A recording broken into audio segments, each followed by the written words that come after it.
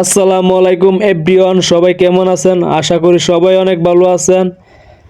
আজকে আপনাদের ভালোবাসার কারণে লাদেন মিয়া ফেসবুক পেজের মধ্যে 50,000 ফলোয়ার পূর্ণ হলো।